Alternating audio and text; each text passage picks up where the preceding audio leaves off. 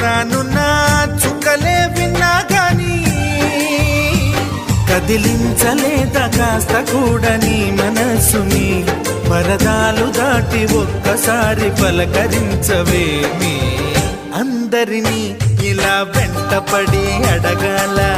సరదాగా నువ్వే ఎదురైతే సరిపోదా నిద్రపోతున్న రాత్రి నడిగా